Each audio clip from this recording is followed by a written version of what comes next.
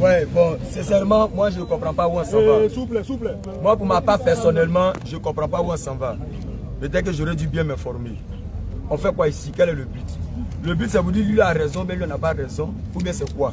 Parce que quelque part, il m'a dit pourquoi moi je parle du problème de l'Afrique. Mais je vais en parler. Lui, il a parlé de l'utilité de l'islam. Quand on dit que quelque chose est utile, ça veut dire qu'on peut utiliser quand on a des problèmes. Et moi, j'ai un problème. En quoi l'islam peut m'aider? C'est de ça qu'il s'agit. Donc, donnez-moi les formules qu'il faut de façon islamique pour régler le problème de l'Afrique. Parce que le but là, nous tous, on a un problème commun.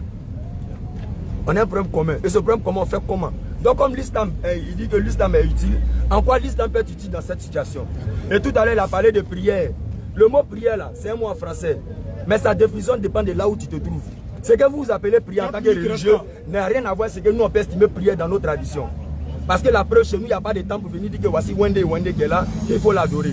Ça ne se fait pas. Parce que la prière elle-même, la religion elle-même, son essence vient du plus profond du cœur de l'homme. Et c'est sorti de l'essence même de l'homme noir. C'est pourquoi avec un livre ou sans un livre, l'homme noir est capable de vivre la religion sans même connaître l'arabe ou sans même comprendre le français. Et nos parents ont dit la démonstration de cela. Alors, quand il prend un exemple sur le tricot de mon frère pour parler d'un certain pharaon, qui me donne le nom de ce pharaon? Parce qu'on ne fait pas des informations gratuites ici. Tu me donnes le nom du pharaon parce que sachez, j'ai remarqué que dans les religions, quand on dit pharaon, ils font référence à un seul homme. Pharaon, c'est un titre. C'est un titre, c'est comme on dit président. Donc quand il dit pharaon a fait, il y a eu combien de pharaons? Et quel est celui qui a fait? On ne peut pas faire des accusations gratuites ici quand vous laissez. Le nom du pharaon, que d'après vous, dont vous avez mentionné là, qui a écouté Allah, il s'appelle comment? Je vais avoir son nom. Voilà. Je vais avoir son nom. Et dites-moi, oui, dites-moi aussi, quelle est l'utilité de l'islam? J'insiste là-dessus. Par rapport à mon problème. Maintenant, si vous trouvez que le sujet est hors sujet pour moi, d'accord, on va prendre rendez-vous pour ça. Les problèmes de l'Afrique, quelle solution de l'islam, quelle solution de l'animisme, et puis on va parler de ça. Mais en attendant, j'ouvre encore une parenthèse. Vous avez parlé des symboles, que la lune et l'étoile, c'est un symbole. Et c'est un symbole pour un repère. Un symbole, c'est aussi un repère.